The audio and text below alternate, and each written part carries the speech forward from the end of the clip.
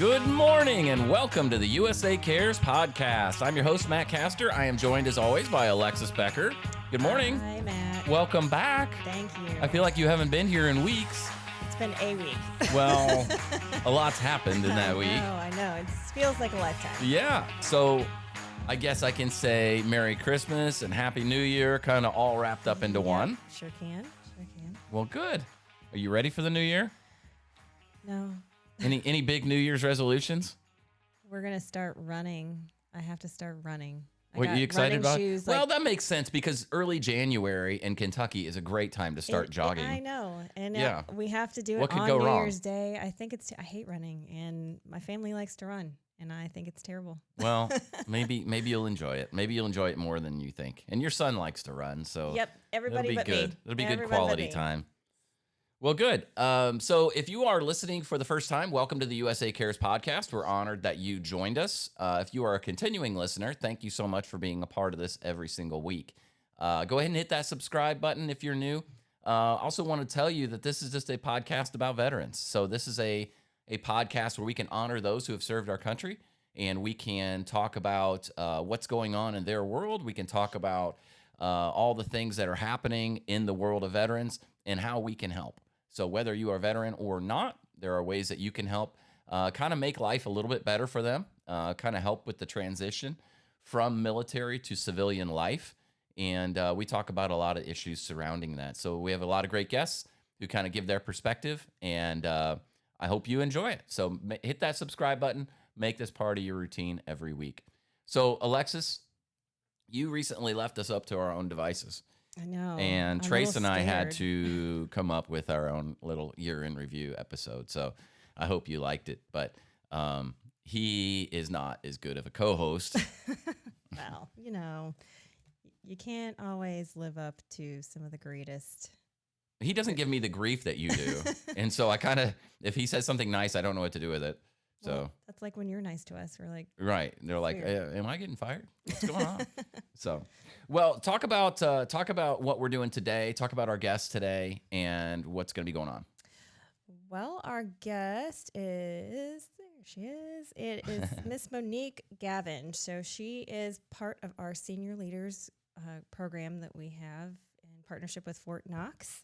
And she is an Army veteran of about 20 years, and she was a captain, CW2.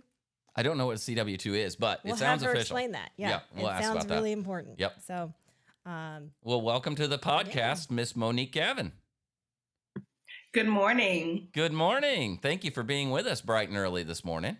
Yes, sir. Thank you. I had a few connectivity issues. I apologize. Oh, no, you're fine. You're fine. We appreciate you doing this. So tell me a little bit about your service in the Army. Tell me a little bit about your career, when you got started, how you got started, and kind of how you got to where you are today. Okay.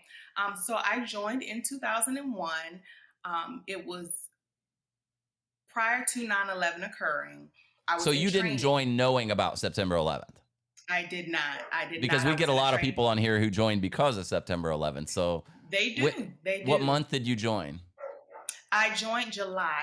I graduated high school in May. Oh my. Okay. And I went to basic training in July. And from there, went to my training. And I remember thinking to myself, I was on the ground, we were in a training event, and they came and they read to us like, hey, this happened. These planes hit the Pentagon. The other plane landed in Pennsylvania. Yeah. And I was in the zone like, hey, this is a training event. They're just telling us this to get us in the zone for training. Long story short, it wasn't. My brother actually stayed in D.C. at the time. Okay. So from there, things did go haywire in training. They let us call home, check on our families. We realized it was Wow. a real deal. Wow. So that was the beginning of my career. And I tell that story because it was very impactful because I didn't know what I was getting into at that time. But I did elect to stay after that. I definitely had some times where I was like, hey, do I want to stay? Do I not want to Yeah. stay? But I look back to say, hey, I did. I stayed for a 20-year career. Amazing. Knowing what was going on and what I was getting into starting with my training.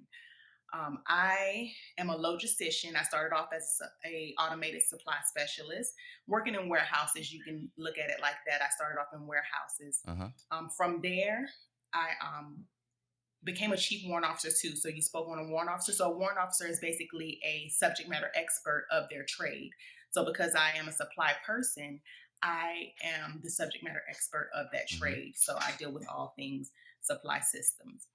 I've been deployed to multiple environments. I've been to Iraq twice in the beginning of my career. Right after my training, I went right to Iraq from Germany, which was my first Wow. assignment. From there, I went to Iraq again. I went to Fort Bragg and deployed again to Iraq. I've been to Kuwait. I've been to United Arab Emirates. I've been to Korea. So I've been around a little bit Goodness. to a few different countries, but I've learned a lot. I have. I Yeah. have through that. I've learned a lot about the world, about people. I'm a country girl from North Carolina, from a trailer Yeah. park. Yeah. I didn't know much about the world, but I do now. Um, so the Army has showed me a lot. So I love what it has done for me. Did you think when you joined that you were going to serve 4 years and be done? Yes. I remember being on my first deployment in Iraq, and I remember telling myself that, okay, after this, I'm going to get out and I'm going to, Yeah. and being young, I had this young man, my first husband. I was like, hey, I'm going to get out and I'm just going to, be a wife and this, and that. Then I realized, okay, no, I don't want anybody supporting me. I'm going to support myself. Right. So that's not going to work for me. Yeah. So Yeah. I elected to stay in another 4 years. And I looked up and I was at 10. And then I was at 20. It just kept Wow. going. So I remember thinking a few times in my career that, hey, I'm going to get out, especially after having kids. I was like, hey, Hmm. I'll get out and support them. But somehow I made it to 20. Were you happy to be done or were you sad? It is a mixed emotion. So anybody that says that they're completely happy to retire, I think they're telling a false statement. Yeah. I would say that I'm happy because I'm able to be here for my family in a different capacity at this point and ready to start a new chapter. But it is bittersweet because I've done it for so long. And this is why this transition process was so difficult for me because it is what I've known. I was a young lady, 18 years old when I joined the Army. And Mm. I have known this for my entire adult life. So it is bittersweet. I think about that a lot because I think about the difference in my life, and you would probably say the same thing from when Mhm. I was 18 to when I was 38. That's you're a different person by the You time you are. get out. Yeah. You are. Absolutely. And that's a lot Absolutely. of impressionable time in your life. And so, do you think that the Army formed you, your personality, and who you are a bit between It those years? a lot, a lot. I was I was very prissy, a Okay. prissy young lady, and I'm still a Hmm. little prissy now, still a little. But I remember my family telling me the Army is not for you. It is too Mm, much. It is too rough. It is not for you. But I did things in my career that I never thought that I would have did. I carried yeah. gear that I never thought that I would have carried. I've deployed and shot weapons and carried guns that I never would have thought Hmm. that I would have post a pre-military experience. So it definitely showed me what I could do versus what people thought I was to be. What was your favorite place that you visited? I say visited Yeah, like like it was it's vacation. Let me let me rephrase that. What was your favorite deployment? What was the area of the world that you were most impressed by or learned the most from? Learned the most, I would have to say Germany. Okay. I learned a lot in Germany and I liked Germany. Uh-huh. Even though I deployed half of the time that I was there, I love the culture there and I beat myself up a lot because again, young lady, not Yeah. knowing what I was getting into. And I tell this story to young people all the time. I went there and silly me was like, I'm ready to go back to the United States where I can go to Blockbuster and rent a video at my own leisure. Who does this? But Oh, it was that's just what funny. I was accustomed to at that time. But I missed out on so much. And I did travel. I went to Nuremberg, Munich, went shopping. I love shopping. So we went Mhm. shopping and, when I could, we went out and I enjoyed that. But I would have done so much more. I didn't get out across Europe as much as I would have liked, but Mhm. it was so much to be discovered in Europe in itself. But it was a beautiful country, beautiful experience, beautiful people. But a lot of countries I visited, Poland, I went recently on a small deployment in COVID, dealing with COVID. Mm. I went over there, and the people there are awesome. I actually still talk to a lot of people um, because of my ventures. A young lady named Martha Polish lady. She was one of our translators, and she assisted us with our transition. She and I still talk to this day. So I've Oh, had that's a lot of cool. good experiences in a lot of countries. So Good. Well, what would you tell? So if you've got a listener, if we've got a listener right now, an 18-year-old young lady who's considering joining the army, what would you tell her? I would tell her to evaluate what she is seeking in life. Mm-hmm. I did it specifically because I knew, and there's nothing wrong with a trailer park because I am the trailer park, and I tell people Mm-hmm. that all the time. But I knew my small hometown. I knew that I was bigger than that. Some people are okay with living in a small town for the rest of their life, and I have family there. But if that is not what you want, and you have no other way out, I personally did not have scholarships. I did not have Mm-hmm. great grades. I evaluated my situation. That was a way for me out. If you need a way out and you don't have the means to do so, take it. Because I didn't and it worked for me. And nobody says you have to stay in for 20 years just as I did. I have a little cousin, she actually followed in my footsteps and she's getting out. She's a paralegal and Mm-hmm. she's getting out in the near future, but she enjoyed her time in. She got what Yeah. she needed from the military and the experience. So I say evaluate your current situation for what it is and make the best decision for you, nobody else. Too many people tried to deter me from it. My mother, God rest her soul, cried Yeah. tears, running behind the MEPS van, like, don't Yeah. go. Oh, No, ma, I gotta go. Because I knew it was something out there bigger for me. I knew what I didn't want to be. And it yeah. did, it worked for me. Well, and we hear that a lot too. That it's not a popular decision a lot of times with the family when somebody decides to join the military. Right. And especially, during a time where there's wartime. Yeah. When you join, there wasn't anything really going on at that point. I mean, there were things, but Right. not on our homeland soil at that point. That's So right. that probably just fueled those fears from Mama. Yeah. But so I want to kind of take this in a Mhm. little bit of Yeah. a different direction. So could you talk about like your decision when you made the decision to retire? How did that, how did you get there? So the decision to retire came from my family. Um, I am very focused when it comes to work, and I'm all in. With that, I looked up at one point, and my baby was 14 years old. And I'm Mm. like, my goodness, where's the time gone? I've Yeah. missed a lot. And I honestly made the decision to say, hey, it's time to be there. I made the comment, I'm just going to go home and make brownies.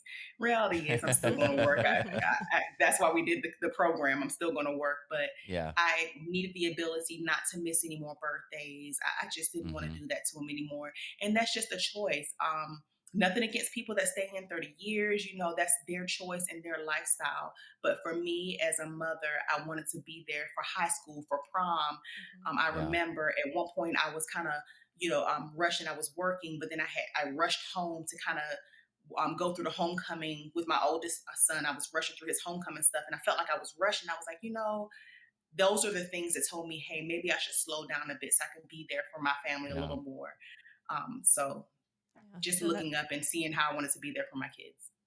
I bet that's hard, having little kids and being deployed. Were you deployed while your kids were little? And Yes. that's that would rip my heart out. Yes. Yeah. That's tough. Yes. And then And being a mom too, and you're missing all this, and then you said your husband yeah, was in too. So that's he is. I mean, he's still in. He's still active duty, and he deployed as well. So with that, our kids have been through a lot, and they haven't been through anything that other military kids have been through. But at the end of the day, that's a personal choice for me. I don't want to continue to put them through that. And the sacrifice is, at the end of the day, I gave them a better life than I lived myself. Yeah. So they're a little spoiled as well. So they have a good life. They have a very good life. The military has exposed us to things that they would have never known if we weren't in the military.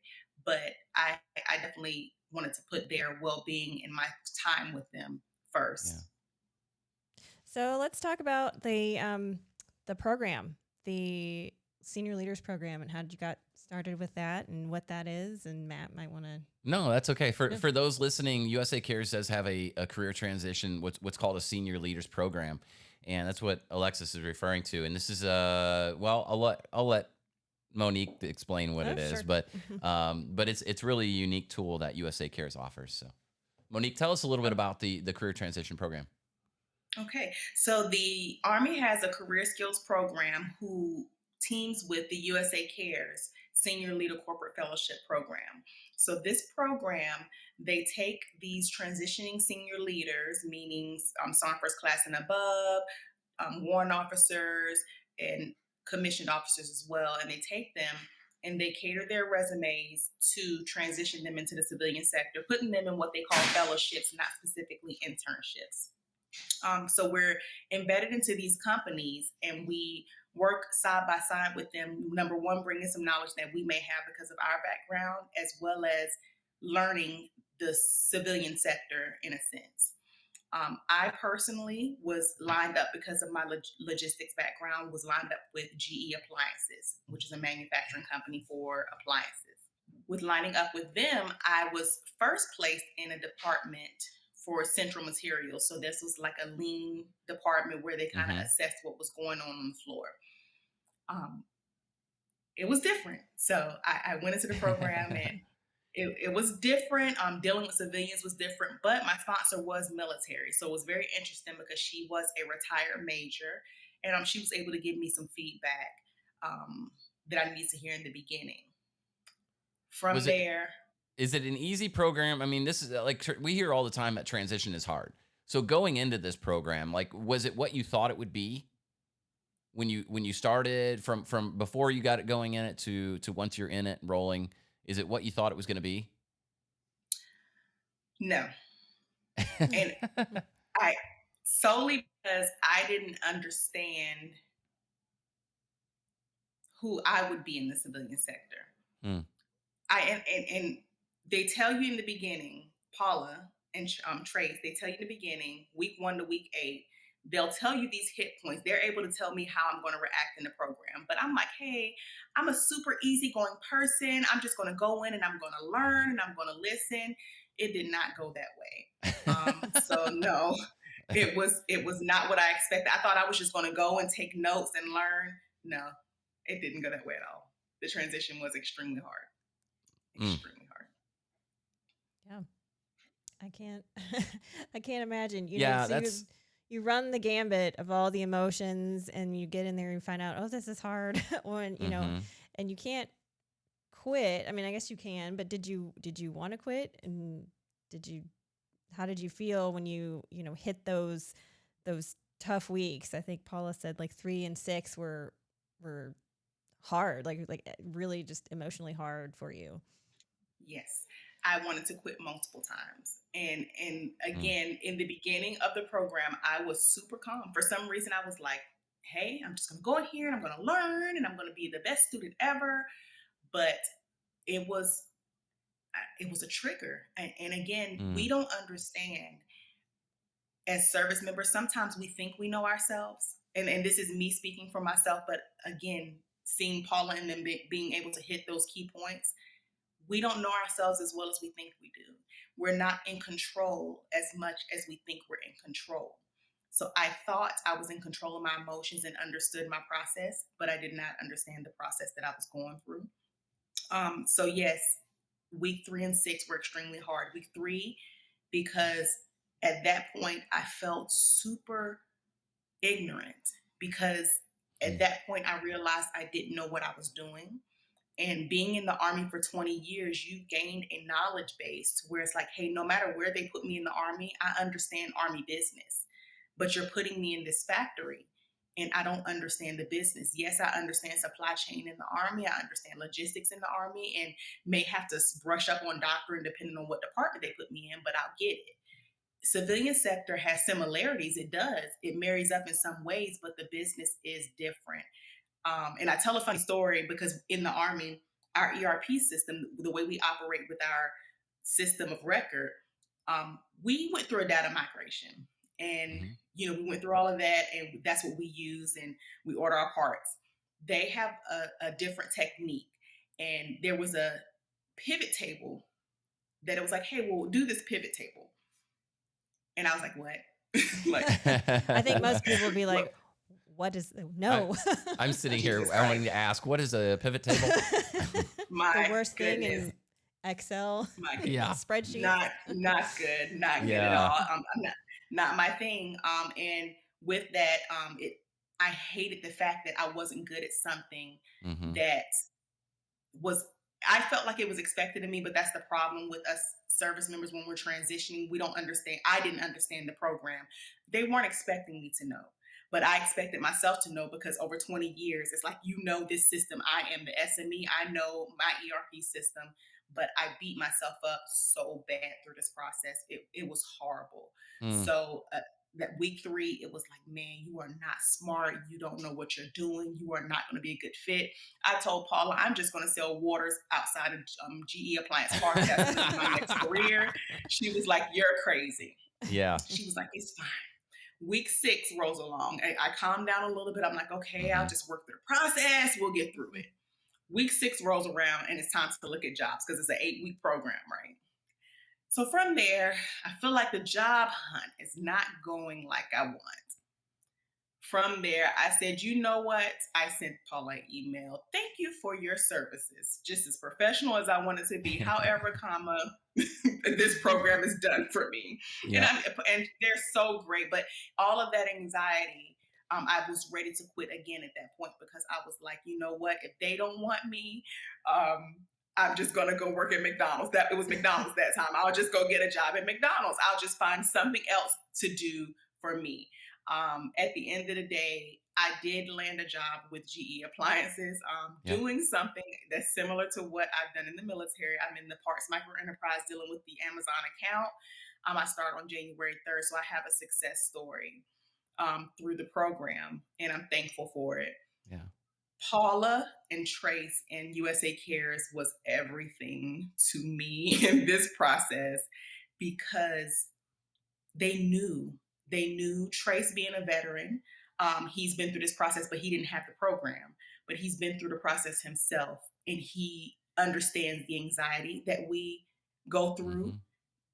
But he to a T nailed what emotions we were going through, and the veterans network there was great as well, and just talking to other veterans. So that's why honestly networking is really big and talking to other people because that helped me get through the process. Because if it wasn't for the other veterans and the USA Cares team, I wouldn't have made it through.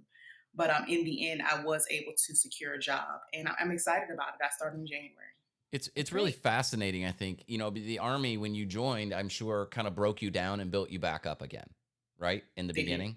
Yep. They took who you thought you were and they broke that down and they made you into military and they made you into uh, who they wanted you to be. And in a similar way, in an accelerated manner, this did the same thing, didn't it?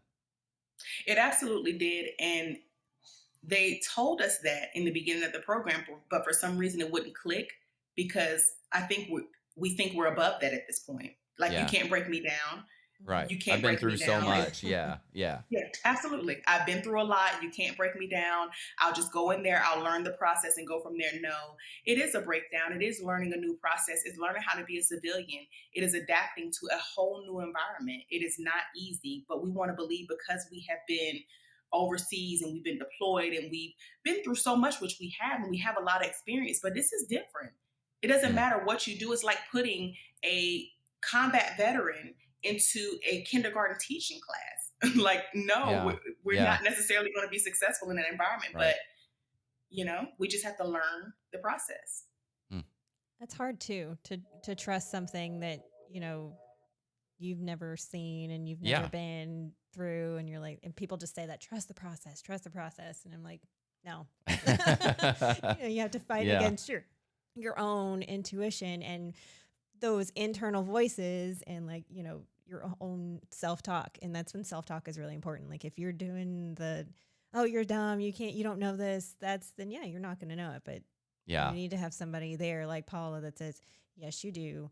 Calm that voice down, Yeah. and just, Well, in that anxiety, and yeah. I relate to you, and not I'm not a veteran, but just in any time I've had a job change or a big change in life, going from knowing every day, I know the answer to all these questions, I know how to deal with all these situations, and then coming in brand new person, the anxiety of not knowing and not being able to Yes, answer questions and not knowing who to turn to for things, and that is stressful.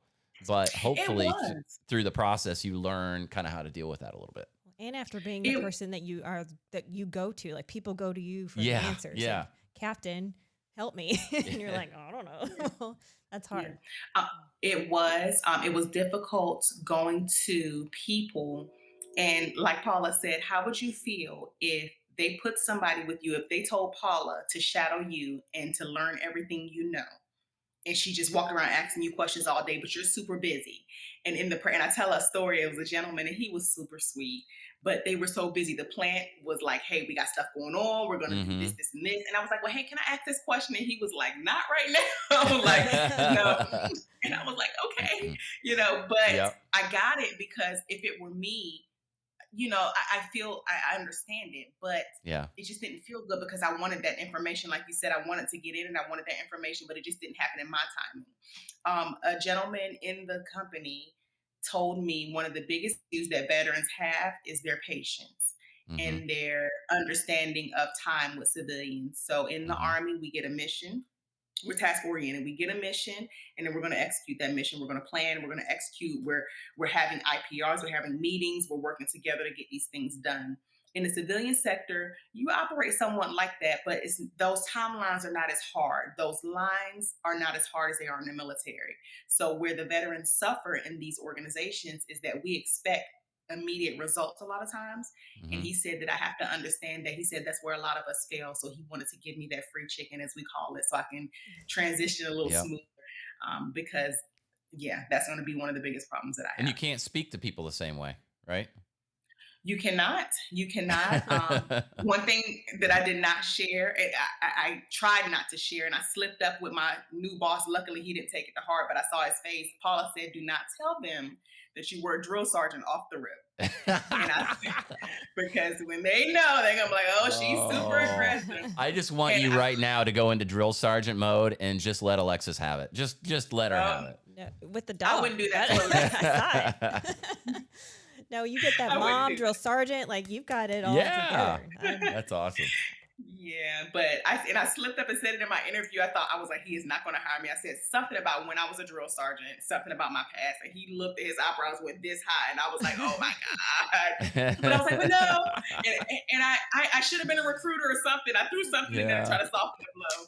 But no, you're right. I am a very direct person, Mm-hmm. but I want to have that dialogue with my supervisor going into it because I think one of the biggest keys to veterans transition as well is having that dialogue, because when we don't, if our supervisor doesn't understand us and they don't understand what we need, I think that's where we're going to fail, because it's like a marriage. You're coming Yeah. into something and you're not talking, so you're not going to be successful if you're not communicating. So Yes. I definitely want to talk to my boss about that.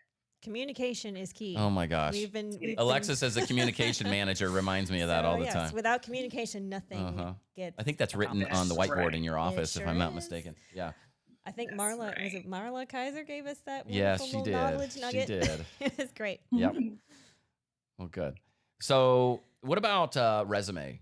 Did they help you with your resume too? Absolutely. So in the beginning of the program, the first thing that my first interaction with Paula, of course, she introduced herself via telephone, and we did a meet and greet as well. But from there, she took personal time with each of the cohort members and ripped our resume apart. So She's really good at that. She's really she good at is that. great at Yeah. it. She is great. But we come in, these senior leaders, I have been writing evaluations for 20 years. I know what I'm saying. And I'm using all these big Army terms. And I meticulously did this. And I moved this much equipment. And she was like, unnecessary. That hurts, Revamp doesn't the it? whole resume. Doesn't that hurt? It did hurt a little bit. Yeah. It hurt just a little bit. But She's a it was what heartbreaker we- sometimes, but it is she's necessary. something. And we look Yes. at it as non, Alexis and I will look at these resumes as non-veterans and have no idea what they're saying. So I mean, it is important to civilianize that resume, but I'm sure there's pain in, but that was really important to me, and that was something big that I did, and you're She was minimizing like, it it's to, not important. yeah. Wow. She said it's not important. But at the end of the day, not even just the resume, Paula taught me how to talk. And I'm still not there, but we go into the organizations and we assume, because again, our brain is catered to thinking about military jargon and these acronyms and everything we're throwing out, and we think the people around us know and they don't. Hmm. So even in my dialogue with people in the company, I've had to cater that. So even emails to this day, I'll be like, hey Paula, I'll read this to her, like, hey, what do you think about this? My bio that I sent to my supervisor recently for him to shoot out, I sent it to her so she can review it, because I want to make sure I don't sound too military. So Yeah. she definitely helps us with that. Is there a difference for a female veteran coming out of the military transitioning versus a male? I Is it a different process, or is it pretty much the same? Because we get female veterans on here who share their experiences. In many cases, it can be more challenging. What I will say, I can't speak on what a male specifically feels because they Hmm. have the same trauma and everything we do through this process. Yeah. What I will say is that, in my personal opinion, I feel that women, although we are doing better in society and we are Hmm. making strides, we have a struggle overall, be it military or civilian sector. So I will say one of my fears during my transition was how I appeared to be in the corporate world. Hmm. And I will share with you something that scared me is because, hey, I have this retirement baby. And I remember thinking to myself, Yeah. I shouldn't share. And I said this to myself, I shouldn't share the fact that I have a young baby. I know what I'm capable of, but I Mm. think that they would label me because I have this little baby. And Yeah. they're like, oh, she's not going to be able to perform. Mind you, I know that I'm a very responsible individual. I'll be able to Right. perform. Babies have never been an issue for me. But in the middle of my experience, I actually shared with a gentleman seeking me for a job. And I said, I'm not going to hide my baby. And at the end of the day, I did Mm. receive a job. Nice. Good. I think that, a lot of women feel that mom shame, mom guilt, and they're like, Yeah. they feel that they're going to say, oh, she's going to have childcare issues. She won't be reliable, and, or I don't know that males get that No. same treatment. No. And I know I personally feel if I have to take my kid to the dentist, I'm like, oh no, I have to take off work. What are they going to say? And it's that own, my self-talk in my head. And I Yeah. know most people are like, well, do what you got to do. But, every boss and every organization is different. Absolutely. Oh, that's They good. are. And what I will say is, I didn't feel when I began to disclose it and inform people that I did have a baby, I didn't feel that negative energy. And again, I didn't Hmm. feel like, oh, now they don't want me. So it did feel different. So part of it, and again, in life, people are going to be people and they're Yep. going to be who they are. But I know that the world is changing. I I feel that there are more men getting out there now. Even in my fellowship, I heard a lot of men, hey, I got to leave to go take my baby to this appointment. Hmm. Like the guy that supervised me during that time, he was like, I need to take my baby to this appointment. I was like, okay, that sounds Yeah. good. It Yeah. shouldn't always be the woman. And my husband, I mean, like I said, we're dual military. We've come a long way. I mean, again, we were pretty young when we got married, but in the beginning, it was like, hey, I felt like I needed to be that as the woman. But Hmm. my husband, when I tell you he took the blunt of it, especially our last assignment in El Paso, when I tell you he was daddy daycare, oh my goodness, he was at every football game, everything. So I That's think men are awesome. evolving.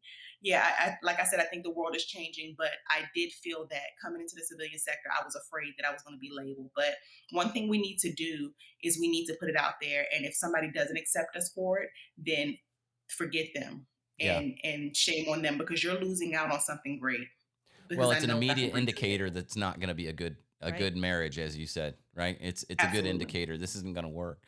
And I think the companies that are signed up to do this career transition program, GE Appliances being one of them, understand the complexities of a transitioning veteran, of somebody transitioning out of the military and into the civilian world. And I think GE is a great example of a company that is not afraid about a complicated home life in Mm-hmm. some cases, or a complicated background. They understand that the training and the expertise that you have far outweighs any complexities that might come along. And I think the companies that are there are some really veteran friendly companies that are Absolutely. involved, and hopefully there'll be And more down the family road.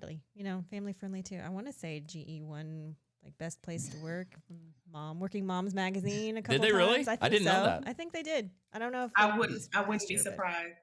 We And probably not should even have just fact that. checked that beforehand, but well, you never know where this conversation goes, and it's But you never I know. am impressed. I am impressed. I didn't feel that. Like I said, it was amazing the filming that I had. But not even just that with GE. They took a chance. So there were companies. So I am finishing up my degree, my bachelor's degree at this time. So originally, GE, they want a bachelor's degree going into the program. Again, I'm a senior leader.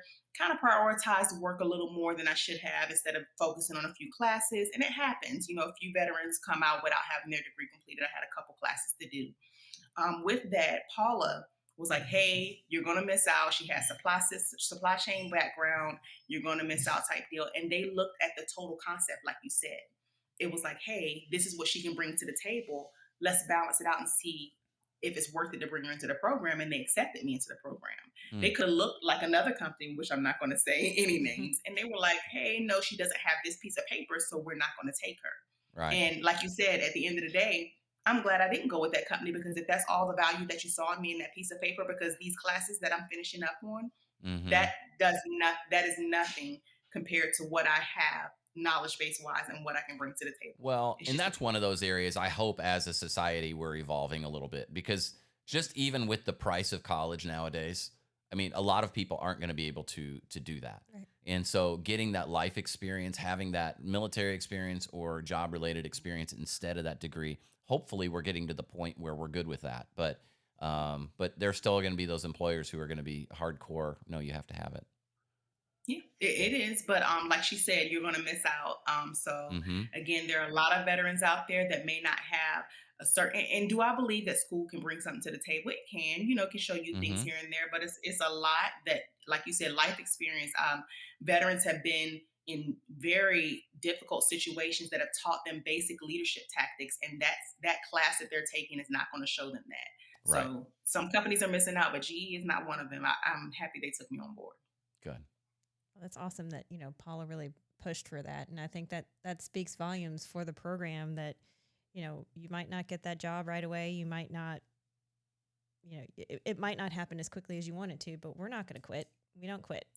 We keep No, pushing. you don't. And I was one of the fortunate ones who was able to land a position with GE prior to the cohort ending. But there are some that don't, but they don't stop. And then they're successful maybe 2 weeks after the cohort ends, be it 4 weeks. It doesn't matter if it's 2 months after the cohort ends, they will not stop. Paula will continue to vet for jobs for whoever, it doesn't matter. There have been soldiers, and then this is me attesting to her personally helping me with soldiers that are not even in the program. Like, hey, I'll look at that for them because they really care about veterans and they care about soldiers. So it's not even just about, okay, they're in this program, I'm going to help them. They'll do anything to help anybody Mm, around that is a veteran. So I love the program. They're everything. that's awesome. I mean that just speaks volumes, and Yeah. makes me proud to be a part of this Absolutely. organization that's doing such good stuff. So I what had a if fear. did you? Go ahead. I had a fear. At the end of the day, and I wrote a paper in one of these classes that I did, one of these leadership classes. I actually gave kudos and accolades to USA Cares. I spoke on the program, but I looked at it. There are a million profits out there. There are a million Hmm. programs out there, and the reality is what are they really doing for veterans? What Hmm. are they really doing? At the end of the day, I am truly impressed with where USA Cares is going and what they have done and continue to do for veterans because they're really putting in the work. Like there's no other company that I can say the CEO is going to take personal time to sit on the phone to talk a soldier Hmm. down from not taking a job. I haven't experienced that. If Mm. that's something that's happening on a regular, I will be shocked. But the fact that he's personally invested in each and every one of these soldiers in this program, it just amazes me.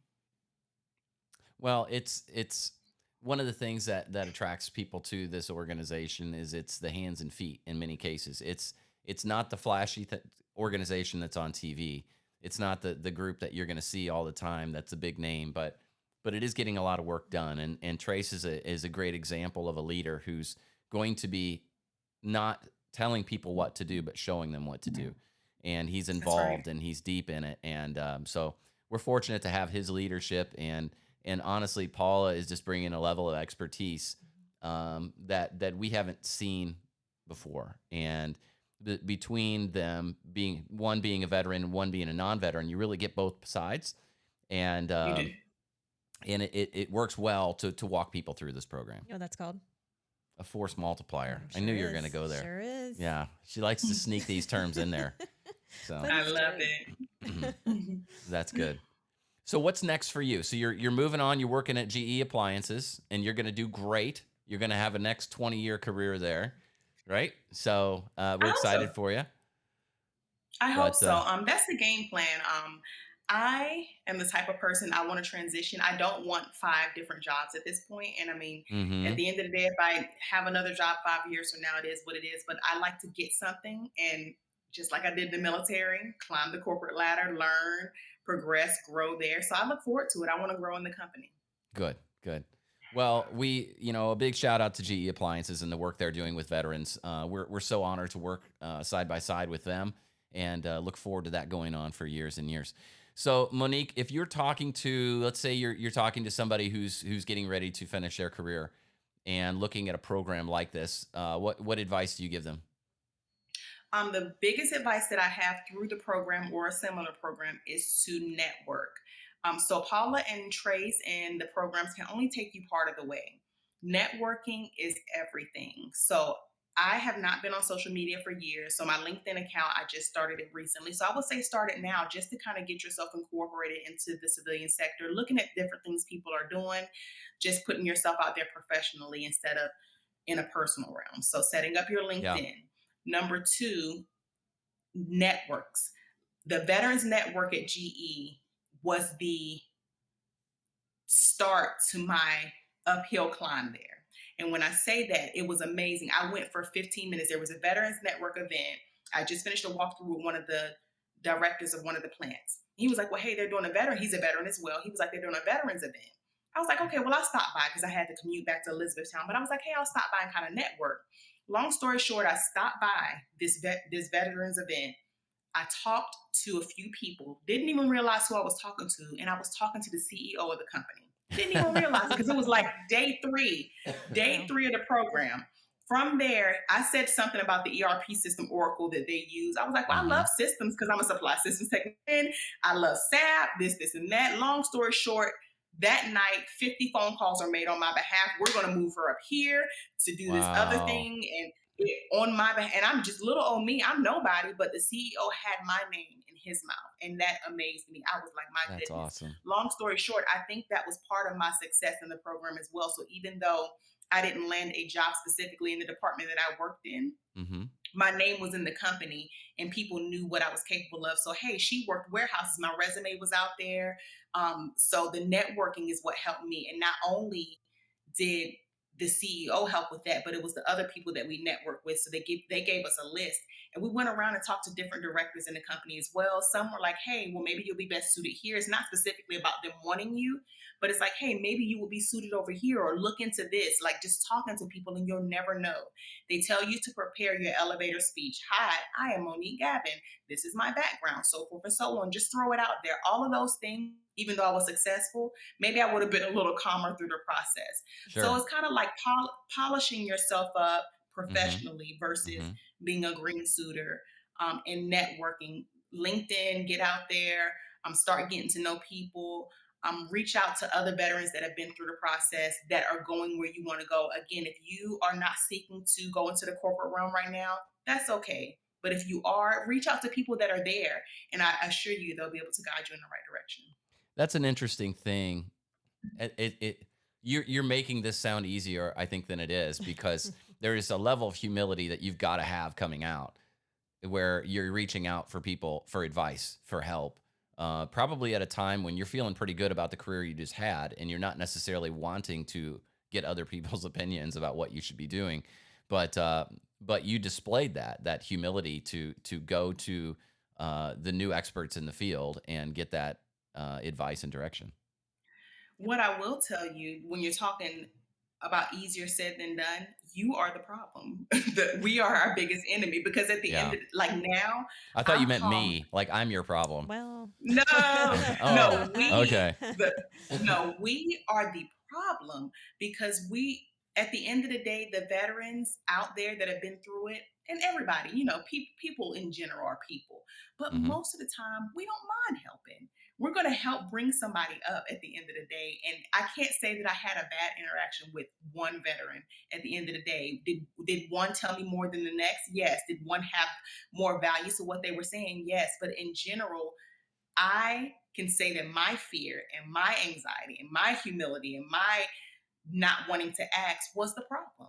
And if Hmm. they say no, then they just say no. If they give you Yeah. an attitude, then they just give you an attitude on to the next person. Just But move it's like on. you're missing, absolutely, you're missing out on something great. Because everybody Yeah. wasn't perfect. Like I said, I didn't get great advice from everybody, but I got a lot of good advice from a lot of people. But you won't know while you're sitting there with your face bent up and like, I'll do it myself. No, you won't. No, you won't. No, That's you won't. good. You didn't get through basic training by yourself. You're like you said, this is starting over. You're not going to get through this by yourself. So again, and the gentleman that I told you gave me the free chicken, as I said, he wasn't even a veteran, but he was somebody that I just sought out to get advice from in the corporate world. So Hmm. just seeking out people to get that guidance and mentorship was everything through this process.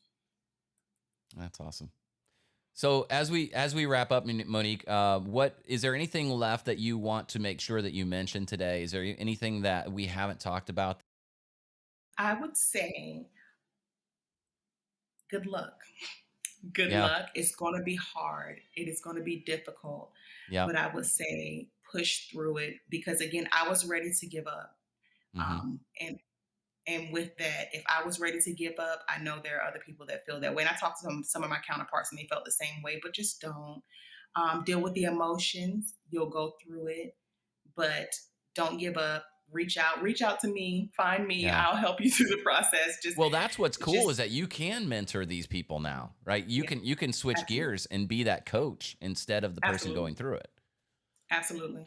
That's Absolutely. awesome. I want to be, and I tell Paula that all the time. If there's anybody, because of the way the process went for me, and like Paula said in the background, she knew all along that I would get a job. But in Yeah. my head, I was like, oh my God, I'm going to be homeless. Like, this is not going to work out for Yeah. me. In my head, it was just a million things going through my head. But at the end of Hmm. the day, I was a success story. But if there's anybody that needs help, reach out to me, reach out to another veteran. We're here for each other. Well, you're part of the USA Cares family now, so we're gonna be reaching out and we're gonna keep pulling you in, and we're excited to have you involved, and we can't wait to hear about all the success you have at GE Appliances. Yes, sir. Thank you so much. Thank you for being on with yes, us. thank you. Thank you. All right, we'll talk soon. Okay, Bye. bye. Wow, Alexis, it's a lot going on. You know, the career transition program is something that we talk about a lot, probably not in this depth, Yeah. but it's a complicated issue for sure. And so hopefully we can have a few more people from, I think Don Pate is going to come on Hmm. pretty soon. He's got kind of a different perspective on Yep. a similar topic, right?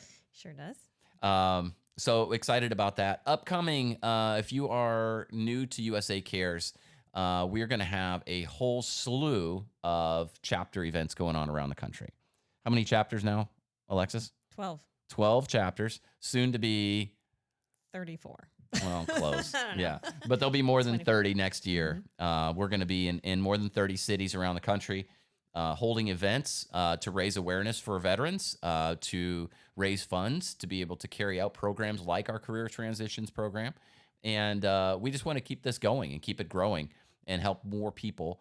But we need you to be involved. So don't sit on the sidelines anymore. Get involved today. Go to usacares.org and make sure that you reach out if you would like to be involved. Big thank you to GE Appliances, Abound Credit Union, who both are major sponsors of USA Cares and all that we're doing to help veterans.